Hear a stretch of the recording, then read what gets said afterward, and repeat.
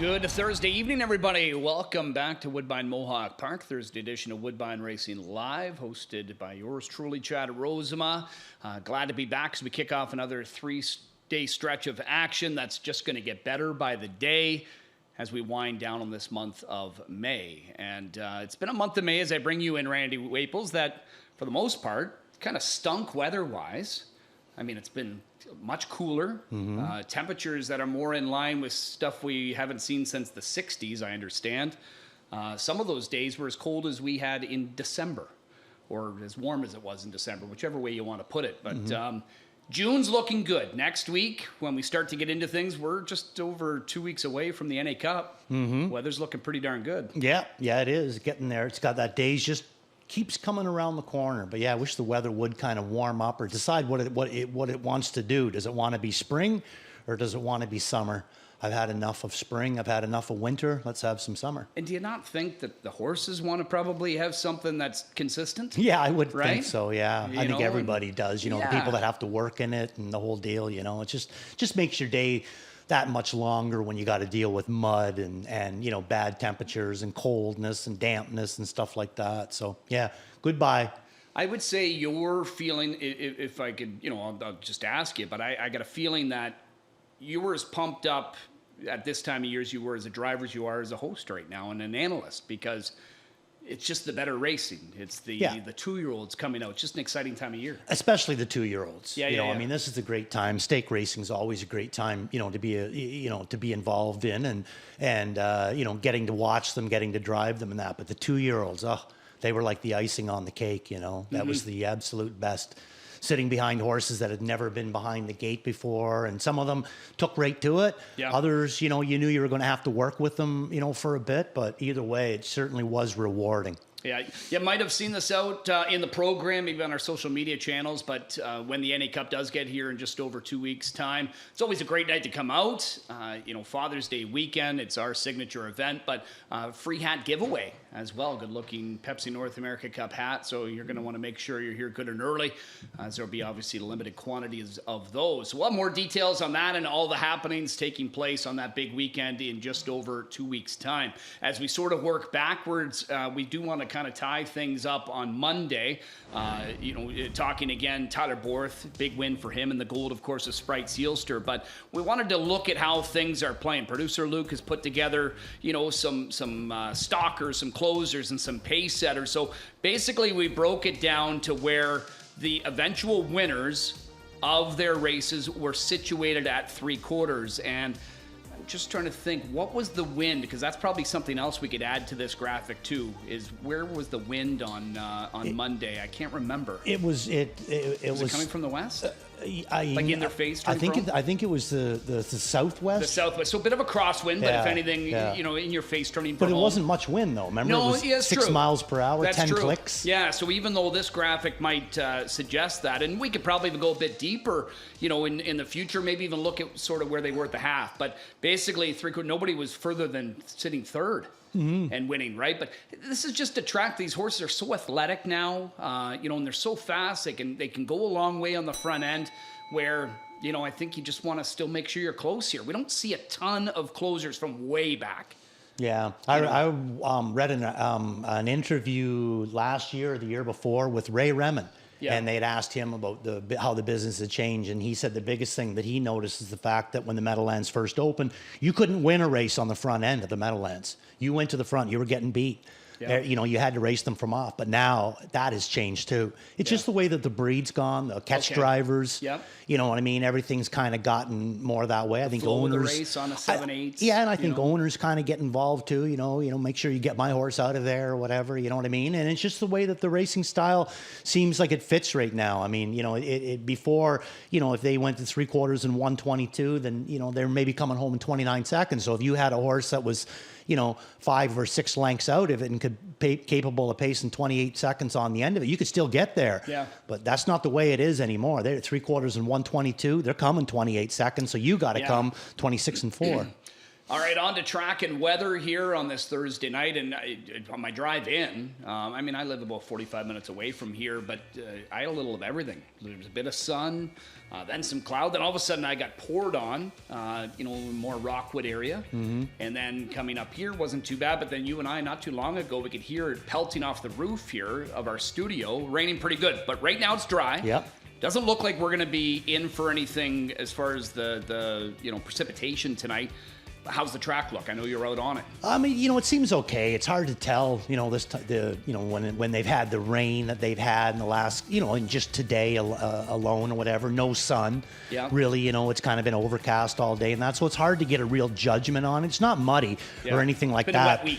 But just don't really think that there's a whole lot of bounce to it, whole lot of speed to it. I was just gonna say, when it takes a bunch of rain for several days, is that sort of deaden it, if that's a word? It does, but it's also the air. People don't realize that a horse is going to go through nice, warm air a lot faster than a horse is going to go through thick, heavy, damp kind of air. Just they have to work harder. Like your golf ball. Basically, that's why you pound it off the tee when it's 30 degrees out. Yeah, this is it. Yeah, I usually try to play mine, through the woods. Yeah, hey, I like that route too. Yeah, I see a lot of the course. That's for sure. Okay, we've got a lot to get to, as Evan already talked about tonight. We've got a pair of OSS Golds for the 3-year-old Colt Gelding Trotters as the Ontario Sire Stakes program is off and running. And we're going to see more and more of that coming up, grassroots as well. We've got mainly a trotting card here tonight with 6 of those dashes on the 10-race program for the Trotters, including right here in the opener with Wagering Open, Randy. We do see that the lukewarm choice is the 7, you guessed it. I really liked him in his first start of the year. The betting public did as well. He was okay. He was third. I mean, disappointed from a favoritism standpoint. I feel good that he can maybe bounce back, but I do like a replay that you're going to show here from a horse by the name of Seasonal from May the 8th, because that was one, if you're just sitting there watching, it was one where, first of the year, you're kind of just getting around, but then finish strong, and that's just what he did. Yeah, he did. He had lots of go on that one, May the 8th, so that would be his first start of the season after 2 qualifiers. Then he was scratched after that, and then his last one at Flamborough, they added the hobbles to Seasonal. And he ended up making a break then. So he's going to have the hobbles back on here tonight. But I think moving back to the big track, that'll kind of rectify it. And whatever isn't rectified, I think the hobbles will help a lot. And the guy sitting behind him certainly going to help as well. So this is, May the 8th. He's going to be my top pick in here. I just liked what he was able to accomplish that day. He's a big, solid colt. You can see that.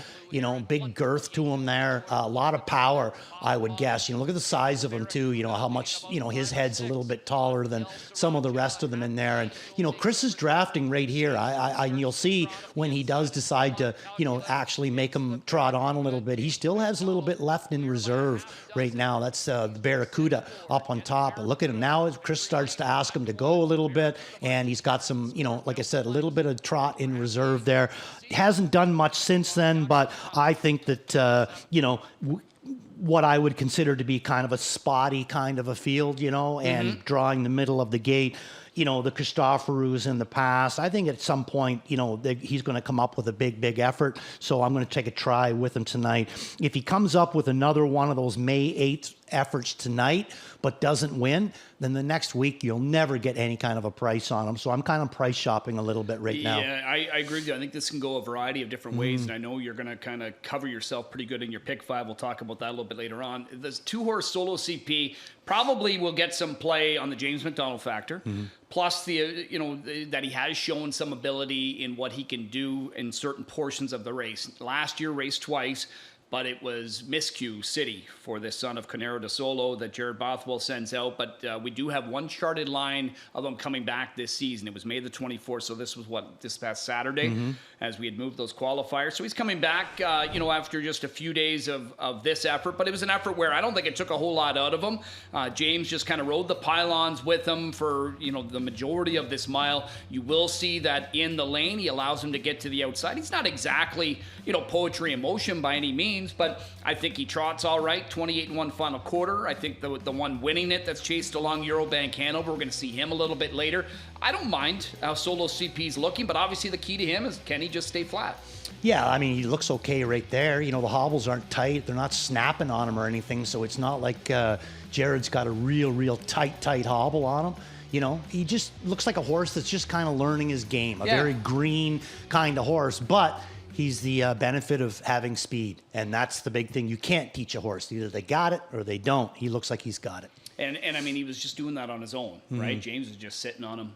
So Solo CP, another one in here. Call Me Parker, maybe a quick comment on him, because based on who he's raced against, who he's been a contender against, I mean, he should be very tough in here. But with that being said, he's got 16 lifetime starts now and just hasn't been able to find the winner's circle. He hasn't, but he's done a lot of his racing in stake races. True. And he just hasn't against stakes company. Right, he just hasn't been able to get the best of them. I mean, you know, going into the SBOA, he raced in a maiden 3 times and was never worse than second. Yep. And his last second, he was only beat a neck. Then he goes into the SBOA, and it's just marketably a lot tougher kind of racing. Benoit sending in the changes on him tonight. Call Me Parker, going to go from aluminum to steel up in front and blind to a set of side rolls for a bridle. So I like him. I got him in for second. You guessed it, in for third. One we didn't kind of touch on, I think that this Governor horse going to come up with a big effort for Team Whalen here. I think each week he gets a little bit stronger as well. Yeah, likely to be off to a slow start, but that's fine because he can trot pretty well on the end of it. Right. Usually a bit of a slow starter anyway. Yeah.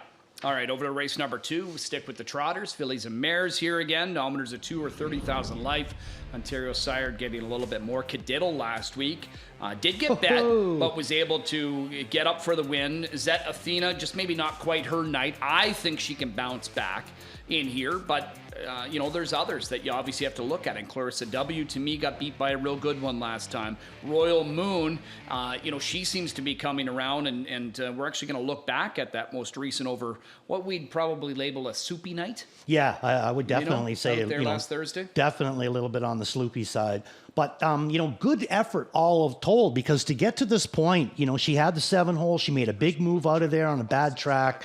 You know, 28-2 was the first quarter, and she ends up coming 28-2 on the end of it, you know. So at all times, I thought that she was he put her in contention. She was able to stay with him. And I mean, look at how horrible that track is. And I mean, not just the visibility, but just the grease and the tiringness of it and everything else. You know, no horse is happy to be out there in that. But I thought a good effort here for Travis Henry. Coming up the inside, now is when she really starts to click it.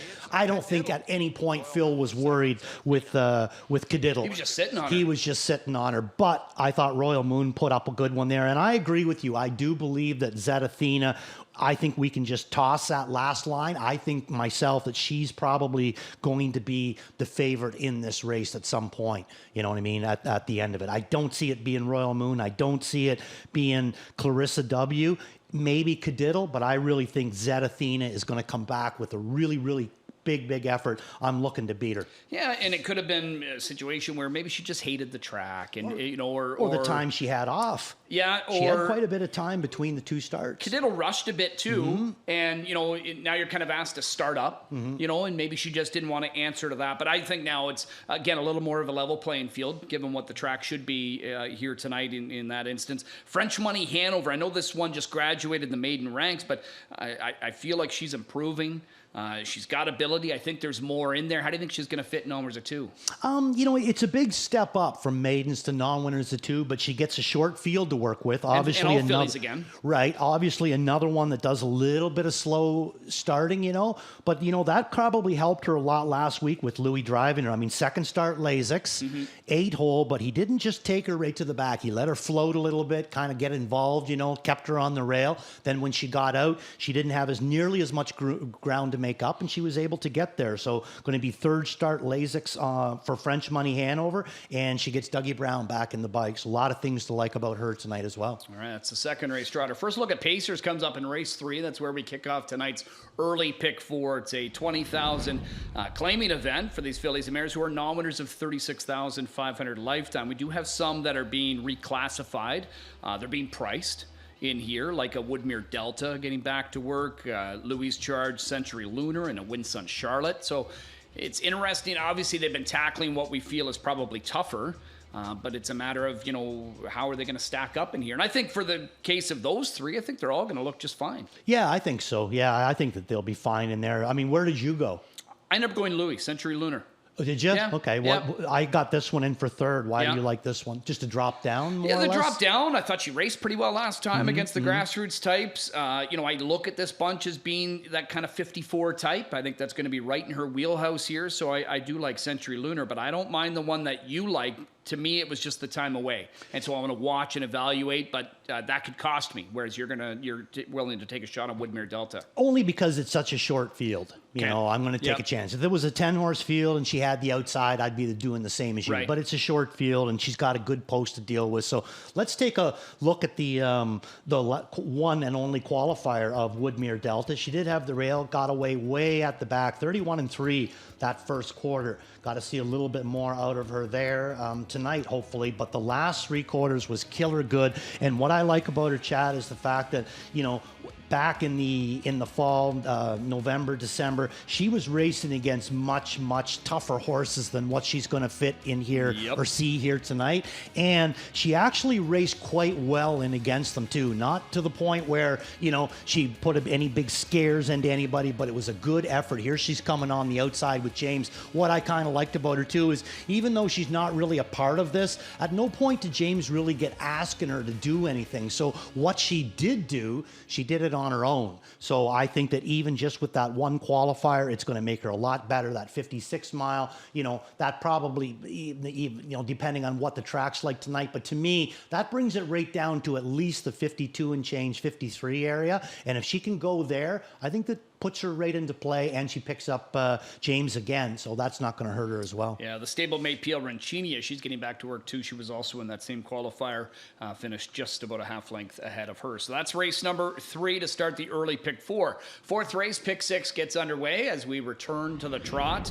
Fillies and Mares, 5 and under, nominators of one group here, but a full field of 10 in this spot. Tricky Trish is going to be installed as the morning line favorite off of a 56-4 winning effort at Kawartha. And so far in 2 starts this season, she's had the trotting hobbles off, and she does look like she has improved. She does. From 2 to 3. Yeah, well, it wouldn't shock me anyway, coming out of Zeron's barn. He's pretty sharp when it comes to the trotters and that. I threw her in for 4th. I mean, that's an eye-opening mile, but it is prospect. And the other thing is, too, is you always got to remember, Kawartha is a viciously fast track. I was going to say, they do some pretty quick miles. I find it was, to me, similar to when I see Georgian miles. Horses can go there and go in 56-4, but then they come here and that's all they can go. You know what I mean? Yeah, when I grew up on the circuit, everything was a 5/8 mile. Mohawk was a 5/8, and Greenwood was a 5/8, and Kawartha, for whatever reason, was always a second and a half quicker. If a horse could go 57 at Greenwood or Mohawk, they could go 55 at Kawartha. Yeah. So there's the difference. So 56, big mile for a 3-year-old trotting filly. I just don't know if it's going to translate coming down in here. But I did throw her in as a part of it. She's got the middle of the gate. And like I said, most Zeron horses, when he gets his hands on a trotter, they usually start to improve, much like a Ben Bergeron or a lot of our other, really good trotting trainers. I'm going to go Buddy's Dream in here. Don't know a whole lot about this guy. We're not going to show you replay, but I thought last week, he was a really, really good effort that May the 15th start. And then his last start, the track was sloppy. It was playing 2 seconds off, and it was decide to go to a chop on that one. I think maybe it was just a bit too much for him.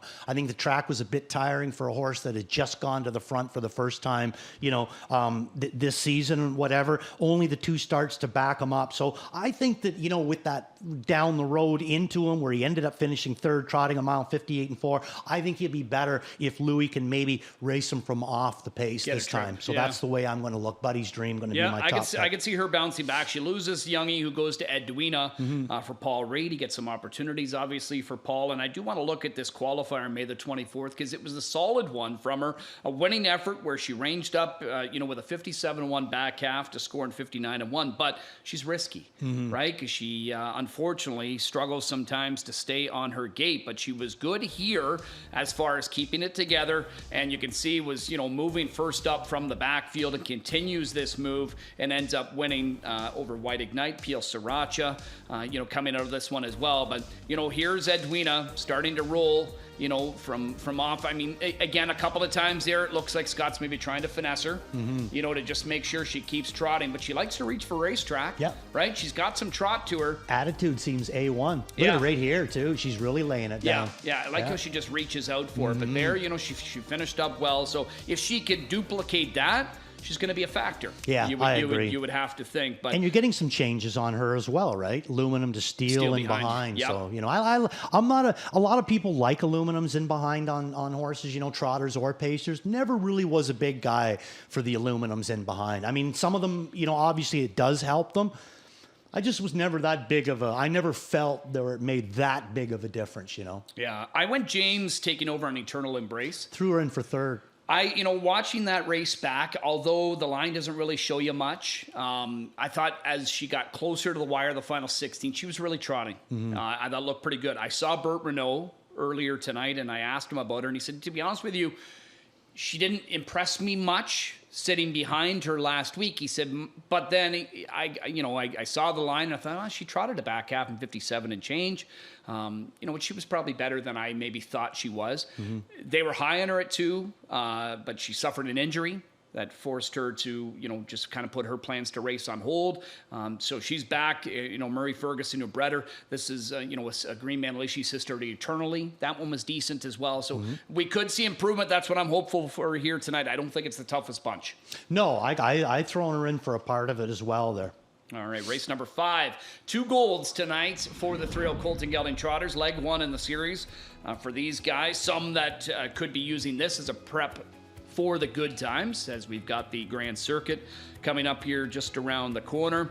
Field of 9 in here. Look at Me Go Amigo coming out of the SBOA, where, he was, I thought, a sharp winner in his elimination, but then Louis ended up going to Day. And it was funny because Louis in the post-race interview had said, this was the one that's maybe got some quirks. You maybe need to. Day was push button. Whereas Day's the one that makes the break. Yeah. And Look at Me Go Amigo. I know it didn't work out for him from a win perspective, but he minded his manners and kept at it before finishing 6th in there. Do you go back to him here? Yeah. Okay. Yeah, I'm going to go back to Look at Me Go Amigo. He was a winner in the SBOA. A lot of the other horses were wondering how, whether or not they could have won or whatever. He won.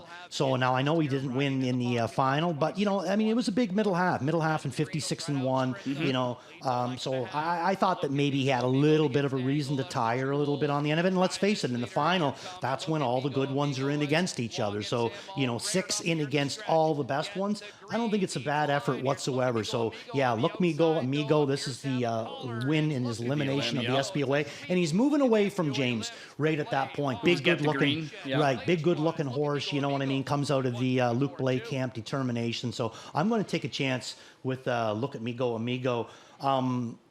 Fast Snap, I'm going to throw him in for second, but I can honestly tell you, Chad, of all the horses that are in here, the one that kind of worries me the most, even though he's really taken the biggest step up right now, is this 9-horse LMC Wagon Wheel. To me, that was a huge difference when he, when Benoit Bergeron was racing him. That last start was a really, really good one, a chop, the whole deal. And, 2 starts down, 10-hole, he was able to get to the front, 29 and 1. So he's got weapons in here, and I just think that if they've got a fast mile into him, then that May 2nd stale date isn't going to account for nothing. And wouldn't you think Ben would have one of those? I would have to think he would, whether he schooled him out here or whatever it may be, but I think he'll be ready. I agree. For this contest. And right out of the gate in his first start of the year, he showed the ability to leave out of there from the 10-hole. I think he can leave from here. He's got a major shot, in my opinion.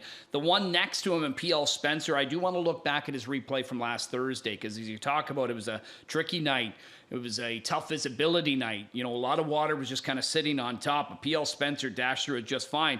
And this wasn't just kind of one of those straight line winning trips either. So you see where he is right now. Bob's got a pretty good hold on him because he's got, the Trevor's Charge is sort of backing into him. And he's got nowhere to go right now. He looks over and he's just able to kind of slightly, get to the outside here. But even at this point, if I had bet him, I'd have been like, oh, okay, I'm not loving my chances.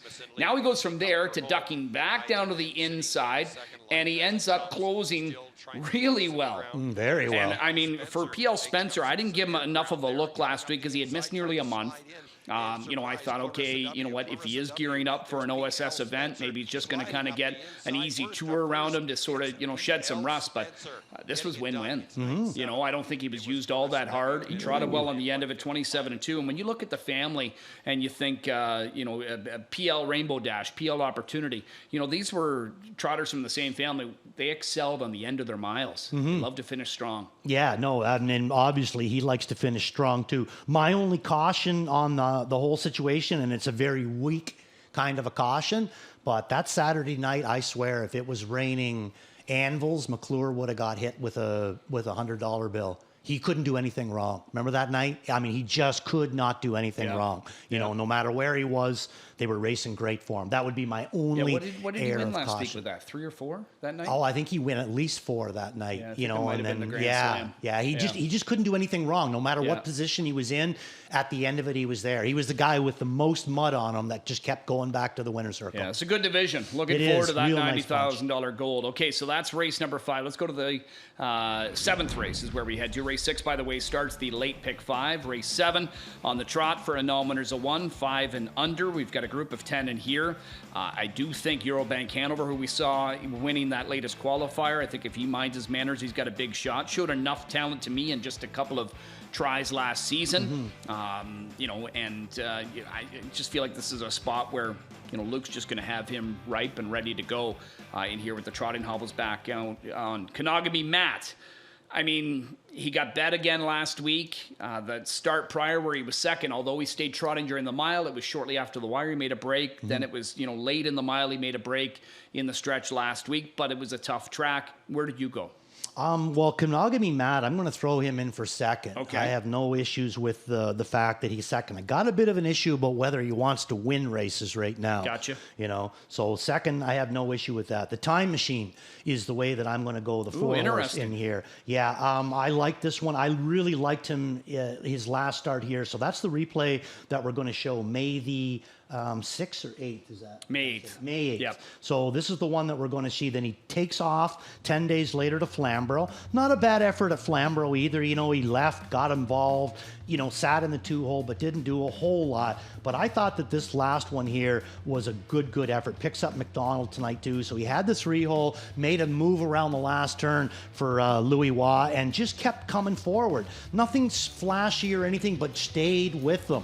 And, like I said, first kind of start back after the 2 qualifiers, raced in the gold last year. His last start was a gold. Didn't do anything, drew the outside, went to the back at 42-1. But obviously somebody thought that he had the talent to race with those ones. And I just think that with Clark, sometimes Clark Bealby's barn, it takes him a little while to kind of get going. But when they get going, he starts to win races. Really underrated kind of a horseman. So I think that, with this guy having the 1 start here, it was a good one, goes to Flamborough, makes a decent kind of a start in there, now comes back again, middle of the gate, James McDonald picks him up. So I'm going to throw him in there, a little bit of a price shop. All right. And I mean, when you think of that race too, I mean, DeLon was an impressive first time out winner. The horse that was second, Southwind Caspian, came out of there to win. Yeah. And he's a stakes tested horse for Matt Back. So I think he was facing some decent horses. Outbound Train, curious to see what he can offer up. Some decent form, racing in Kentucky, but now joins the Sean Stacey outfit. Yeah, interesting as well, out of a Cantab Hall mare as well, But no wins last year, but this year, whole different slate. Race number 8 is the next gold on the program. This is an interesting race. Yes. So we've got a field of 8 now after the scratch of the 9 Fleetwood Mac. Galen Urso, he's going to be the one that comes into here being sort of the early leader. Last year showed a lot of ability. You got it, Kemp. Actually, I just reached out to Dan Lagacy today, and I said, I know he qualified once in April. What's going on with him? And he said he got injured. So it's something he'll come back from. Good. But he's going to let him tell them when he's ready. Right. They're not going to rush him or anything like that. So it's too bad. It's unfortunate because he showed could be so looking much at talent another last Paquette. year. Yeah, perhaps. Very talented horse that only seems to be able to get a few starts in, Yeah, so, right now, because he obviously would have factored in as one of the top guys. But, Galen Urso, Day, they're going to get a lot of play in here. But then there's some intriguing ones that are getting an opportunity in the gold, like a Richie Rich. for Team Ratchford. And then what about Modelo Gold? Because you and I agree here tonight on him. Yeah, Modelo Gold's the way that I've been waiting to put this horse up on top. And I mean, it's unfortunate that he has to hook a couple of these real killers, especially Galen Urso. I mean, we're playing against a horse that, really hasn't done very much wrong in his career and trotted a huge middle half in his last start, Galen Urso. But Modelo Gold, it seems to me that, Dagfinn did an incredible job with this horse. Now, I know that this is just the Ontario Spring Series, but you look at some of the horses that he's been able to beat in this Ontario Spring Series, and he wasn't just beating them, he was beating them very, very handily, in my opinion anyway. So I've been waiting to put him up on top, waiting for the gold to come out, and here he is. He's got the inside of Galen Urso, and I'm going to take a chance with him. We're going to put the fin of the dag right up on top with Modelo Gold, and then throw Galen Urso in for second, Day in for third, and Richie Rich in for fourth. That's exactly what I have. 3, 4, 5, 7. That's three. I think it's the more logical. There are some other ones in here that are racing good, but not necessarily in the kind of horses that they're going to have to face that these other four have been facing against. All right, so that's the second gold on this Thursday card. A couple of more that we'll talk about, obviously, throughout the night. Don't forget about race number 10 with the Jackpot High 5 available to play. $321,000 in carryover money. Randy, look at what you've done. Oh, look at Randy go. Okay, so you don't have to sweat out the opener. No. But you're hoping for a price. Right now, look at that board. It's a great betting board. Yeah. Take us through it. Well, it's just, I mean, again, the horses that I like, they've only had a couple of starts or a little bit spotty. So I just figured it was when I got through the whole sequence of it, I figured if I went as light as I possibly could from 2 to 5, I get all this race. So I'm going to all this race in race number 2. Interesting here that I'm going to do this here. I'm going to put Royal Moon, my top pick, and my third pick, Zetathena, in race number 2. I didn't use Clarissa W. I just, for whatever reason, I got it in my head that she only wants to be second. I think she's going to come up with a big second in here tonight. But hey, that's great if you own her. In race number 3, I'm going to single Woodmere Delta. That's going to be a tough one to get through. Singling Buddy's Dream, I think that one's somewhat logical. And then in race number 5, it's all going to come down to Louis Wa. Look at me go, Amigo is also going to be single for me. All right, I like it. I like the ticket construction that Randy's put together. Good luck to you. I know you've got a late one as well. We'll talk about a little later on the program. Race 1, though, to start the early pick 5, guaranteed at $75,000. We've already talked about it, and I know it just seems like it was the other day where we're saying, we're a few months away from the Pepsi North America Cup. Well, now we're just a couple weeks away. I mean, next Tuesday is, draw day. And I know there's going to be even more attention this year than there has been in the past. Specifically, we want to see if maybe a certain gal might be dropping in the box. Where's she going? Is it NA Cup? Is it Fan Hanover? We'll have to wait and see. But earlier today, the latest edition of the Road to the NA Cup rankings were unveiled, and we start in number 4 with Chantilly, the undefeated daughter of Big Jim, who's 11 for 11, coming in off a career best 49-4. And you like the step up that she had last week. Oh, yeah, I guess. I always like reading the chat boards about, she wasn't that good. Were they really? Nitpick? Yeah. Really? 49-4, second lifetime start with the plugs in, and she wins by 5 or 6 lengths, shut down. Yeah, she was horrible. Nancy Tactor's Captain Optimistic. He's got 1 race under his belt. This was him with a winning qualifying effort recently, but was second in his thrill debut. I think he paced in 50 flat. We won't see any of these this weekend in the Sun Beach somewhere, but we will likely see them in the NA Cup eliminations next week. He's looked good too. Yeah, no doubt about it. But you always remember, 50-3 at the Meadowlands is about 52-3 here. Okay. Fallout, last year's Metro Pace champion for Tony Alanya and Tim Tetrick. He's been runner-up in both of his starts so far this season. By all accounts, he's come back well. Yeah, no doubt about it there. And be nice for Tony and for Tetrick. I think Timmy needs a horse like this, kind of jumpstart him back and going again. And it's always nice to see Tetrick campaign a quality 3-year-old. He's very, very good at it, like we've seen with Confederate. And he's been here before. Yes, right? That's what it means. Very, very good at his job. And I'll tell you, this horse here, for Ronnie Wren, what a thrill. The Burke trainee, Blueprint, he has just been sensational. He's 3 for 3 to start the year. Last year's Breeders' Crown champ. And this most recent victory in Pennsylvania Sire Stakes win, he was able to ride the 2-hole the whole way. and just get pulled out late. Yeah, I mean, how do you think Ronnie Wren's feeling right now? Going to maybe get to campaign this guy all year? I bet you he's pretty pumped about it too. I don't imagine that he's ever campaigned a horse like, in the Glamour Boys division that's an actual contender. You know? It was a big throw from obviously winning the Breeders' Crown, but now getting an opportunity, and in he's the NA Cup. campaigning for Ronnie Burke. Yes. I mean, a lot. I'm sure he's pretty excited. So that's where the top 4 stand right now. Lou Prince still shows the way. Looking forward to, again, the entry box closing next Tuesday to see, who's going to be entered. In there. Excited about that. And we do have preparations for some of the NA Cup eligibles and others this coming weekend right here at Mohawk Park. We've got a busy slate. So tomorrow night we've got 12 dashes. That's got a different look to the Friday card. We'll talk more about that tomorrow. But then Saturday night we are filled with a bunch of stakes. Now the Miss Versatility did not fill. I heard only 3 dropped in the box for that. But we do have a couple of divisions of the Sun Beach Somewhere. Always a nice prep. For some of the Pepsi North America Cup eligibles and the ones with the star there, noting which ones are NA Cup eligible. And Captain Deo, they never did make any of the payments. They never nominated him or anything like that, but he's been racing great. Yeah, I was going to say, it's kind of unfortunate, it really is. It's in your own really backyard, and he is really racing beat a very nice well. 4-year-old the other night here in 49-2? Is that what it was? For sure. Yeah, Prince Hal Hanover back here. D.A. Love Boat for Jack Darling, 5th and 5. American Sun, Chris Ryder, Madden Oaks coming in from south of the border as well. So that's the first division. The second division, I mean, look at this one. So Light Up the World, I think locally here certainly looks like one of our better possibilities. Team Jameson's got no slouch either, and TH Casey Crunch. Poppy's Pistol was great.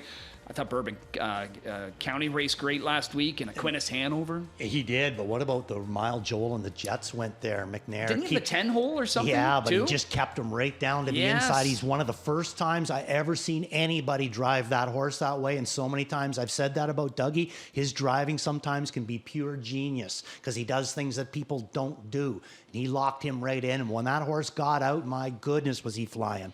Graduate Series gets underway as well for the 4-year-olds on Saturday night. There are a pair of pacing divisions, and not sure if we're only showing 5 of them here for this first one, or are we splitting it up? But I believe there's more than 5 in this one, if I'm not mistaken. And then we got the open trot for 4-year-olds. That's an interesting one as well. Yeah. There's 8 in that first Graduate Series with Chain Gang and Captain Luke. So Hunting for Chrome, A-Class, Yankee Gem quality, the ones that we were missing there. The lone division for the Trotters, I think Oaks Fonsted's got 4 of them in here. Yeah. Including the Oaks champion, the mare, Warwi Michelle, the other mare, Date Night Hanover in there. Amazing Catch, coming in loaded. here. Yeah. What about this one? Oh. Isn't this, you got Nijinsky. In there, Fun Time by Yama from the rail. That's gonna be a fantastic one as well. Really looking forward to that division. Really, really nice bunch of horses, and but I think that Nijinsky's going to go a real nice training mile and win this race. Don't you? It was a nice prep for him, wasn't it? Yeah, very nice prep for him. And I love anything that in there. I think they're all amazingly good horses, but I don't think they're not even going to come close to this horse on Saturday night. I think he's going to come up with an amazingly big effort. Nijinsky had a nice runner-up in his debut, and it was to Brew Hanover, which second to him here in Canada has been pretty much a victory because he's undefeated in 7 starts here. As we update that first division of the Graduate, there are the other 3 added on to the first 5 that we had in there.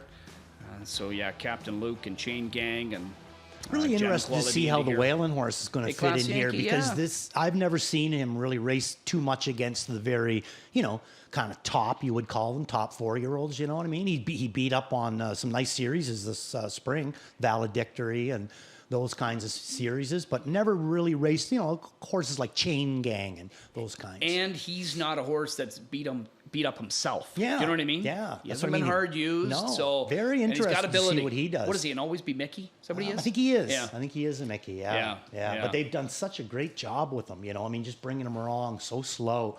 now it seems like they're really, paying the dividends. Out of town tomorrow, it's closing night, their signature night at the Raceway in London. It's going to be fantastic. It's just an awesome. They've got a great card. They've got City of London finals on there. They've got grassroots for the 3-0 Colton Gelding Pacers. Not the full divisions they were hoping for. They kind of got a tricky number that they've had to split into some shorter fields. But the $150,000 Camelot Classic. I mean, Brew Hanover puts that 7-race win streak on the line. He's got the 5-hole. Not terrible, but look at the speed to the inside of him. Yeah, like that's the. I mean, I don't know how fast he is off the gate on a half-mile track, especially one as tight as Western Fair. Yeah. That first turn comes up pretty quick. But it's going to be interesting because, with James on him, James will change things up. He doesn't necessarily have to go out of there. No, you know what I mean? If he's got to get him a trip, you get him a trip. It might be a mile, though, where if he does, he might not see the rail. He might not. He might be on the outside, but Yeah. if you're following someone or whatever, you're biding your time. Yeah, be all right. I'm really looking forward to that. The one that'll go before it, however, is the $50,000 Forest City Pace. You've got caviar and crackers. Yeah. Now, she's never been on a half in a race. Yeah. But Eddie said she's perfect gated. Mm-hmm. She's so hot right now. Mm-hmm. I mean, rail, lining up pretty well for her, but odds on Platinum's a fast one, fast off the gate. And she's just good right now, too. Yes. So it's going to be interesting, no doubt about that. I mean, so much more. It's going to be who gets out of there and gets the best position without having to, hurt themselves too much. It's unfortunate for Stretch's horse, Grit and Grace. It would have been interesting to see her in there with a good post position. It's just unfortunate she has to draw the outside because I think she's coming into this race really, really good. Not that I need to remind him, but Mike Kwinowski, every time I turn around, I feel like he's drawing some tough spots. He had one horse that was always drawing 9 and 10 here, and now he's got the 7-hole, which is just, that's tough. Tough to overcome on any half-mile track. Oh, yeah, but, for sure. Especially there. That and first turn comes up quick. I mean, she's kind of just getting into this bunch. Yeah. You know what I mean? Yeah. Some of these other ones, they've been racing top level for a few years. So yeah. It would have been nice to see, but just a starting position, right? So the Raceway in London tomorrow, I think 5:50, their card gets underway. You can watch and wager on the entire program through HBIBet.com. Also, you can check it out. They've got network coverage, primetime racing, headlined by Cujo Entertainment.